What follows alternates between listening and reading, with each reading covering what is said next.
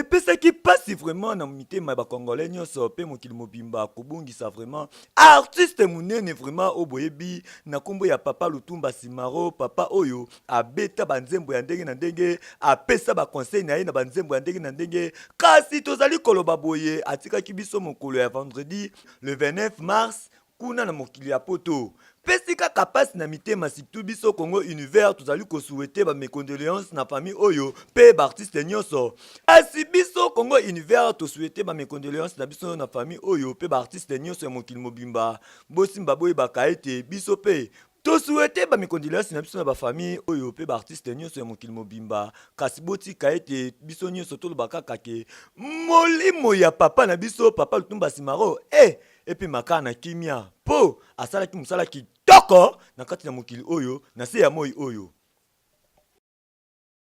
kasi lokola biso Congo Univers tozalaka toujours proche ya population kasi totambusaki micro bango moko basangaki maloba te liboso ya micro na biso ya Congo Univers. Un homme comblé, comme on dit, pour utiliser le terme exact. C'est un homme comblé. Qu'est-ce que Simaro n'a pas connu dans le monde? Qu'est-ce qu'il n'a pas fait? Où n'a-t-il pas été? Mukonzini Nyango Ekutana été. Abinisi Nanité. Donc c'est un homme comblé. Et je pense plutôt que ça a fait Timouge Nende. Ouais, ça a fait merci beaucoup. Bonjour. Lelo, tout ça n'a pas participé Mawa, Koyoka Sango, il y a papa Lutumba, il y a grand-père Nabiso. Bon, on a habité aux amants à Saint-Jean, à Lingwala. Rosa, Kozala, quelques témoignages, il y a papa Lutumba. Oui, mais papa Lutumba, d'abord, Azamutu Oyo, Azalaki fidèle à Lingwala, parce que à Tikala, jamais comme à Lingwala, pour que nous refoutions ailleurs, toi s'installer ailleurs. Ndenge Batmusu Basala. Botamina Lingwala, Colina Lingwala, a sommi le parent de Lingwala, car après même Yanda comme parent. Donc il était très attaché à sa famille, il était très attaché à la communauté de Lingwala, il était très attaché à tous les Congolais qu'il a connus dans sa vie, qu'il a côtoyé dans sa vie. Azalaki Moutabo Lingo, Azalaki Moutoua, on peut savoir conseil, Azalaki vraiment un sage. Donc Azalaki Mou Christ Monen, sur le côté Nanda Kunae, au monde un sanctuaire, mon papa Lusumba Sala pour la prière à Dieu. Vous comprenez? Pour la prière na Christ Jésus. Donc vraiment c'était un modèle d'humilité, un modèle d'amour pour la biso jeune, pour la biso bananaï. Donc d'abord on a Lingwala et puis déjà donc vraiment on a RDC mode. Soko yogi banzembu na banzembu ata yembeli bolingo mozomona ba parole moko saine donc ayembi nyonso na vie nyonso etali vie. Est-ce que motaga Togo yeba papa abelaki.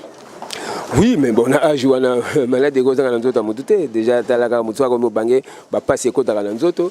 D'ailleurs, Azalaki na poto pour na soins médicaux.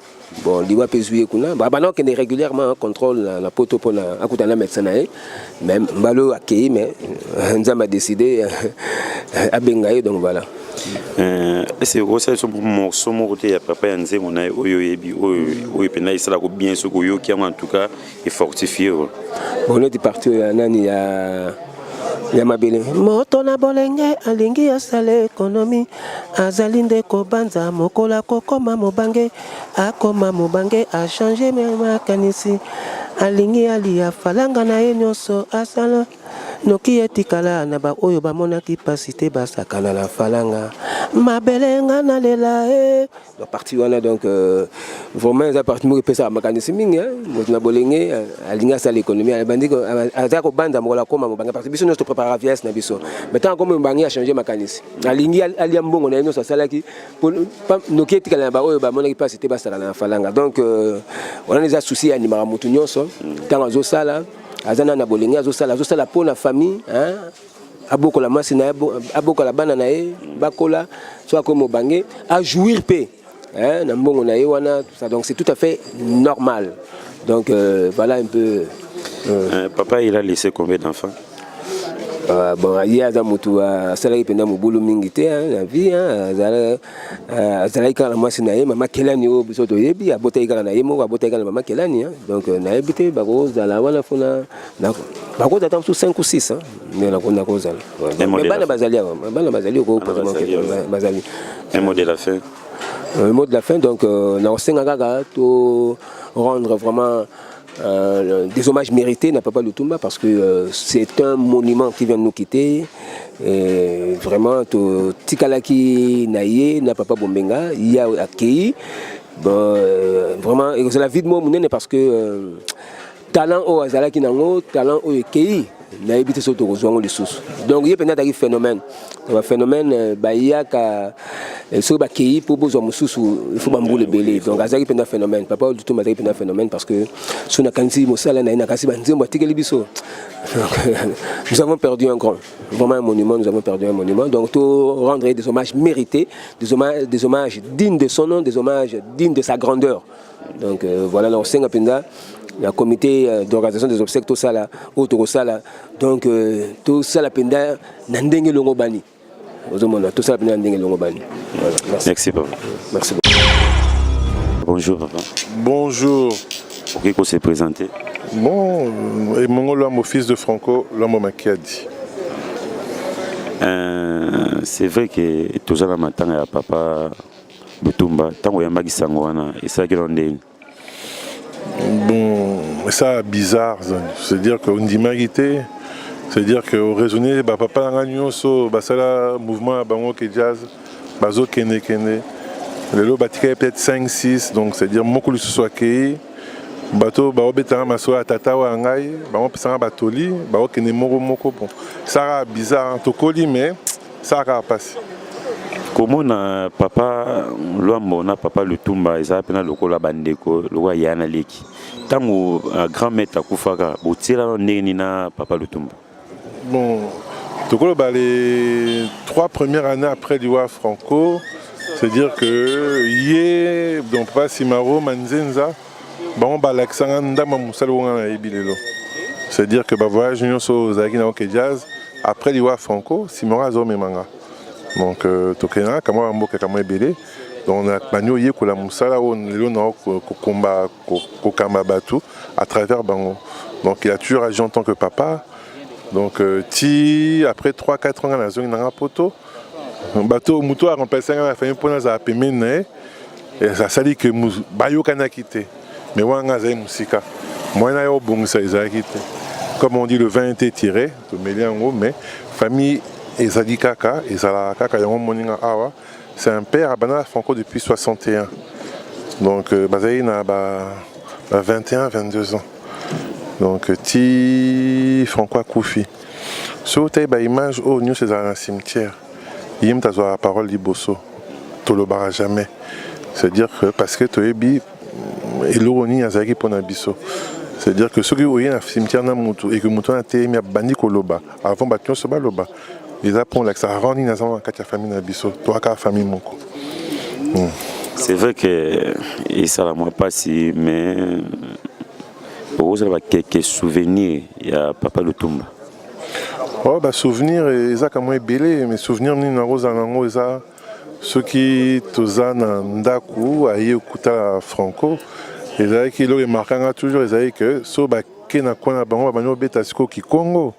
Atoka kikongo muke wana oyoka te au moins que boss la nomo oyo yebite au moins que non ça toli c'est à dire que tous hommes on a Franco bon dans le bas on a Franco donc c'est à dire que super sage mais au moins que ceux qui Franco a eu problème là bien à Simaro c'est à dire on expliquer Simaro problème na au cas pesco Simaro a pesi Franco tolité mais on a nzela bo mais on a nzela bo mais on a nzela bo et on va que non ba souvenir yango na c'est à dire ba acte mongo tout le monde a peur un peu sur la rentre bango ils ont souvenir autour aux anans la banze mo surtout papa Lutumba akoma oza atala morceau mo tinze morceau yo ki pino vandi pino bi atenze mo na pina en tout cas ils ont ça nga pende ça nga bien moi ata mon frère mo muke oko regretter nga bolu ka nga internet boyo ka nga chanteur te no yemba te nze mo titre nga oko regretter nga bandeko ya Congo Univers boyoki devoir ba pesi biso oko recruter même nga mon afandi na yebi yango te mais na ko sala ba recherche donc toi papa oko regretter ngayo oko regretter mokolo koyoka na kamati décision toboyana. C'est ça la chanson à laquelle faisait allusion Emongo. Bonjour. Bonjour papa Toro et Bayona papa Lutumba bozala ndenge ni na papa Lutumba. Bon, agivie na biso hein. Agivie na biso toki na mosana biso na qui journaliste na biso à RTNC, yé pe mosana yé musicien na gato que jazz. D'autant qui condamné à ça à travailler ensemble comme on dit. Donc et en plus tu peux tisser ba relation mo pe ya malamu. Hein? Tu ko yeba na ke wana za kulutu o za leki. Et ça va, c'était cela.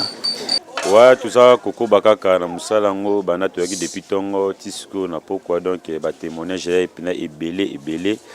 Tout ça, au sein de la bande de surtout partout, bah ça, na Belgique, bah partout Afrique, pour s'abonner na Congo Univers. Des bolas, na belle information, surtout, il y a papa de tout na source. C'est vrai que les autres pays participer, mais tout ça, na choix, au salaté. Pas juste marana isangé, mais ce qu'on a fait, le plan est terminé. Na papa du tout pas bande ko na epena le place papa pena ndo ya pena mo trop quoi. Awa tout ça la maman yemoko a se présenter so comment nani. Bonsoir maman. Bonsoir papa. Repesa biso comment na. Comment nanga za Mado Mujinga. Maman Mado Mujinga. Maman Mado Mujinga yebisa biso tango ya maki sango ya liwa ya papa Lutumba. Isala ki ondengini. Tango na mbaki sango na ina ki participer esalinga mawana tension kutu ezwinga denza boye epesinga kutu na tapongi na lala kiti nayoki mabe makasi eza mutu tovandi na ye na quartier aza papa na biso tobotami na misu na ye toyoki pasi après musique na ye naza kolinga ngo makasi na kidaka oyo abetaka wana abetaka ngo mpenza oyo akokokala na ye na kidaka wana aza te.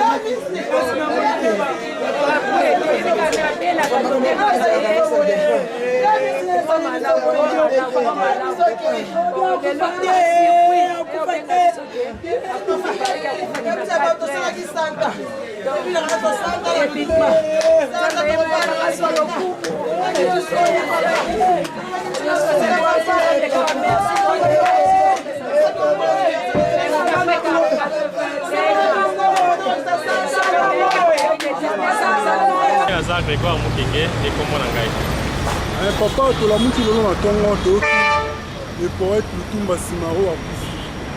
Tangu okaki sangwano yambaki yango ndenge nini? En tout cas, c'est un mawa mingi parce que aza grand poète pour mboka na biso. Pour ngai eza monument culturel monene na mboka na biso. Donc esalinga mawa mingi pour sangwana esali bien te pa bandebele. Ngai pe personnellement na sepeli na mote. Pas bon souvenir nini oyo garda sur Lutumba Simaro? Bon, et abeti bandemo ebele azalaki grand sociologue abande kopesa conseil ya bien na nani makambo Italie bolingo tout ça là nazo mi rappeler nzembo na ye moko bombangama ya miso. Merci papa. Ezalaki bongo Univers Congo Télévision sur émission na bino bosomi ya mboka.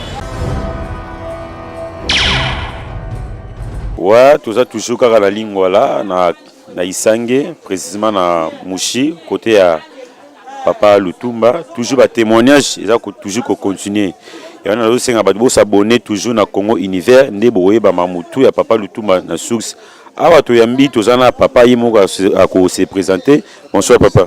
Papa Missi. Papa Missi, bonsoir. Bonsoir. Boni papa. Bon, je suis vraiment dépassé.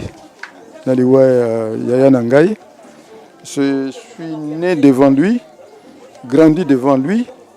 Alors ça me dépasse. Bon, papa Missy, j'ai courage à Koloba parce que j'ai mis placé à Koye Bisebiso avec témoignage à papa. Tant que papa Lutumba Koufaki, tant que Mbagi Sangwana, et c'est là que on est. Il est là Kingai Makasi, Nakataki Pongi. Nakataki Pongi, il est là Kingai Makasi parce que je ne m'attendais pas. Nazalaki tango nyonso kota na kati le sambo pona na pasi na ye ndenga kendeki. Bon, enfin, ezali nzela biso nyonso eza mokano nzambe, mais que son âme se repose en paix. Papa Missy, yebisa biso, papa Lutumba zara nde na quartier na bino na batu nyonso tu bana mikolo ba mama pe bana bozala no nde na quartier azali ko vivre neni etake star munene ya Afrique etake star munene o ya RD Congo bwana vivre no nde. En tout cas pour na ye na yebite soki moto mususu akoko copier ye ndenga vivaki na biso.